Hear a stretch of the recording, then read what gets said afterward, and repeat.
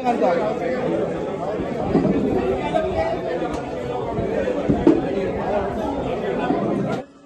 प्यारे खान जी को सुनते हैं अपन। सबसे पहले तो ये आप अपने दिमाग से निकाल दीजिए कि मैं कोई नेता हूं या मुझे आगे चुनाव लड़ना है। मुझे लगा कि मेरे समाज की कोई आवाज नहीं है, इसलिए मुझे आना पड़ा, क्योंकि मेरा जो समाज मैं देख रहा हूं इतनी तकलीफ में है, ना उसका कोई पूछने वाला है, ना उसको कोई मदद करने वाला है, और ना ही कोई उसको बिठाने वाला है।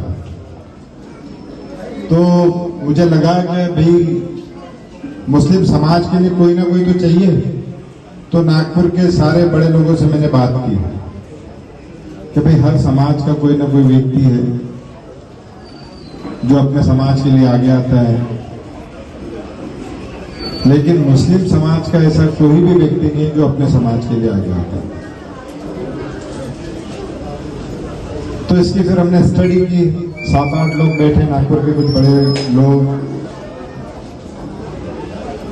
आधे निकल गए उसमें से, जिसको समाज की चिंता थी वो मेरे साथ रह गए। फिर हमने ये मुहिम चालू की कि हम जाएंगे, मुस्लिम समाज को समझाएंगे, बात करेंगे। मेरा मकसद वोट मांगना नहीं है, मेरा मकसद है आपको आपका हक दिलाना, आपका जो बार्गेनिंग पावर है वो आपको बताना। देखिए, हम नागपुर में तकरीबन 3-3.5 लाख मुसलमान हैं, लेकिन हमारे तरफ से कोई बार्गेनिंग करने वाला नहीं है। आपको लगता है कोई बार्गेनिंग करने वाला है? क्या आज हमारे बच्चों को मियान में नौकरी नहीं चाहिए? क्या आज हमारे बच्चों को मेट्रो में नौकरी नहीं चाहिए? क्या आज हमारे बच्चों ने डॉक्टर नहीं बनना चाहिए? क्या आज हमारे बच्चों ने अच्छे इंजीनियर नहीं बनना चाहिए? क्या आज हमारे बच्चों ने अच्छे बिजनेसमैन नहीं बनना चाहिए? लेकिन आज हमारे बच्चे चाय की टपरी जरूर चलाते हैं, पान का ठेला जरूर चलाते हैं, कबाड़ी की दुकान जरूर चलाते हैं, ऑटो रिक्शा जरूर चलाते हैं, मैकेनिक का गैरेज लेके बराबर बैठते हैं। तो मैं आपको बताना चाहता हूं, ये उन लोगों की गलती नहीं जिनको हम वोट देते हैं, ये गलती हमारी है, क्योंकि हमने वोट देते समय उनसे बात ही नहीं की कि हमारे समाज का मुस्तकबिल क्या होगा, हमारे बच्चों का फ्यूचर क्या होगा, ये हमने कभी बात नहीं की। आज मैं आपको बताना चाहता हूं, मैक्सिमम यहाँ मेरी बहनें माएँ बैठी है, तो उनको भी बताना चाहता हूँ कि हमारे घर की जो औरतें हैं, जितनी भी गरीब औरतें हैं, अगर आप देखो तो वो या तो अगरबत्ती बिनने का काम करती है या तो चिंदी फाड़ने का काम करती है। वो अपना ऐसा रह गुजर बसर जो गरीब लोग हैं वो करते हैं। ये क्या कांग्रेसी उस लेवल पे कभी गए? उनके घरों में जाके देखा है? वोट मांगने आ जाते हैं। तो हमारी माँ बहनें भी इतनी स्किल्ड है, इसके बारे में भी मैंने गडकरी साहब से बात किया है, तो वो बोले यार ये तो बहुत अच्छी बात है, क्यों ना उनको सिलाई मशीन दी जाए, क्यों ना उनके लिए एक ऐसा क्लस्टर डेवलप किया जाए कि उनको भी काम करने में मजा आए और वो भी आगे बढ़े। अगर आप कश्मीर की वुमेन को देखें तो कश्मीर में 45% बिजनेस करती है, कश्मीर में बड़े शान से करती है, अच्छा बिजनेस करती है। तो यहाँ पे जो हालात हमारे लिए जो पैदा कर दिए गए वो सिर्फ और सिर्फ कांग्रेस ने पैदा किए। मैं उनसे आज 2500 मीटिंग में बोल रहा हूँ कि भाई तुमने मेरे समाज के लिए 70 सालों में क्या किया? आपने तकरीबन 50 करोड़ के भी काम मुसलमानों के लिए कराए होंगे, तो बता दो मैं आपके साथ में हूं और मैं मुस्लिम समाज को बोलूंगा कि इनको वोट करो। वो बताने को तैयार नहीं, तो मैं आपको बताता हूं, रहेगा तो बताएंगे। आज मैंने गडकरी साहब को बोला तो उन्होंने ताज बाग में 400 बेड के हॉस्पिटल की शुरुआत करवा दी, जिसमें 17 बेड का हॉस्पिटल बन चुका है। उसके बाद 50 पे जाएंगे, 100 पे जाएंगे। और फिर 400 आएंगे। तो मैंने उनसे एक रिक्वेस्ट की है कि माइनॉरिटी के लिए इसमें 51% का कोटा मुझे दिलवा देना, तो मेरे समाज को हेल्प हो जाएगी। उसके बाद मैंने बोला कि मेरे साथ मेरे समाज के बच्चे हैं जो उनके लिए खेलने के लिए ग्राउंड नहीं, 1 करोड़ रुपए दी, जिसमें से 50 लाख रुपए आके पीडब्ल्यूडी के पास पड़े। तो आज मेरे समाज के बच्चे अच्छे क्रिकेट खेलेंगे, हॉकी खेलेंगे, वॉलीबॉल खेलेंगे। उसके बाद एक ताजबाग ट्रस्ट को उन्होंने 22-25 लाख का एम्बुलेंस दिया, एक 5 लाख लीटर की पानी की टंकी दी थी। जैसी यहाँ समस्या है ना, आप बोलो तो उनको बोल के यहाँ भी एक 5 लाख लीटर की पानी की टंकी लगवा देता है। लेकिन यहाँ पे आपकी थोड़ी जगह खराब हो जाएगी।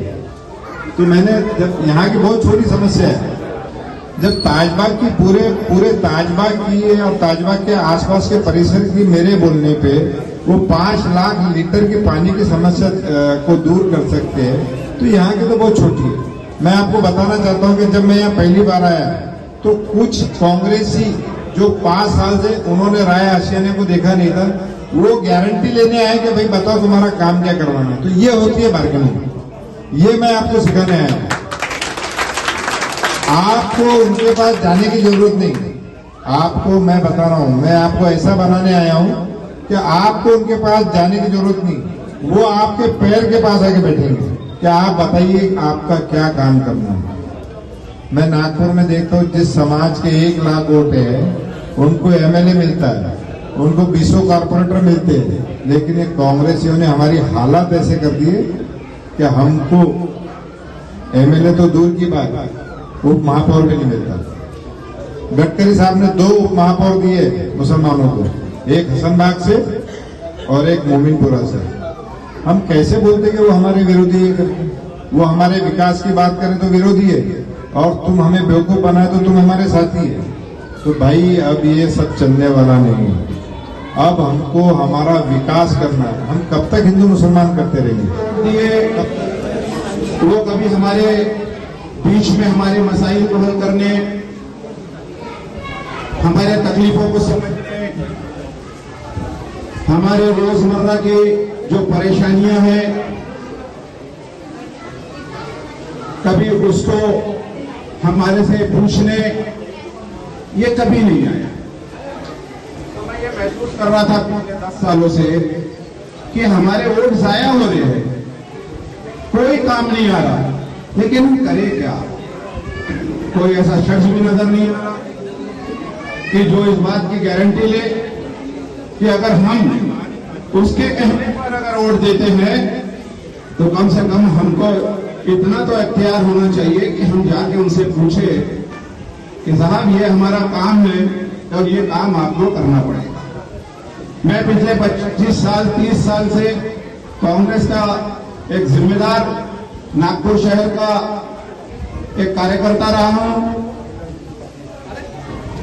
दिल्ली से लेकर गुलाम नबी आजाद, अहमद पटेल, नाजिमा इब्तुल्ला, तारिक अनवर से लेकर अनीस अहमद तक मुझे उनके साथ काम करने का मौका मिला।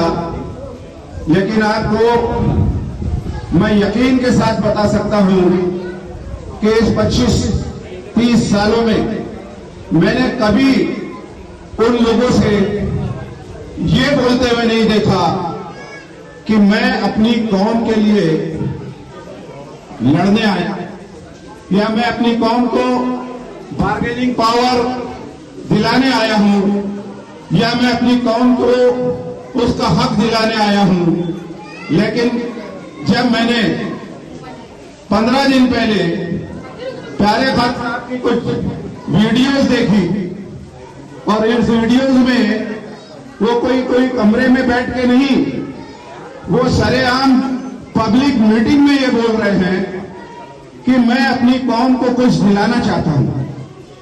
तो मुझे एक वसवसा हुआ कि ये कौन है शख्स, मैंने तो नहीं देखा, जिसको हमने मंत्री बनाया, जिसको हमने एमएलए बनाया, जिसको इस काबिल बनाया कि वो आज 200-500 करोड़ का आदमी है, उसके भी जबान से मैंने कभी नहीं सुना तो ये शख्स कौन है।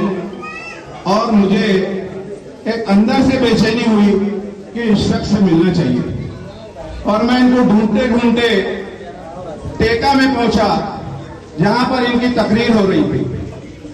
तो एक खूबसूरत सा चेहरा, एक मुस्कुराता हुआ चेहरा, स्मार्ट सी पर्सनालिटी, और वो शख्स अपनी कौम को कुछ दिलाने की बात कर रहा है। तो मैं समझ गया कि नहीं, ये शख्स में कोई तो बात है। अशरफ, मैंने जब देखा कि ये आदमी हजारों करोड़ का कारोबार कर रहा है, इसके पास वक्त नहीं होने के बावजूद भी, अपने कारोबार में इतना मसरूफ रहने के बावजूद भी हम लोगों के लिए ये लड़ाई लड़ने के लिए सामने आया है, तो हमने इसका साथ देना चाहिए।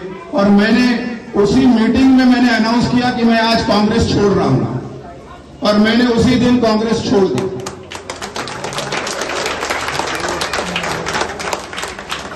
तो मैं बताता हूं कि भाई इस आदमी में और दूसरे जो मुस्लिम नुमाइंदे हैं उनमें फर्क क्या है।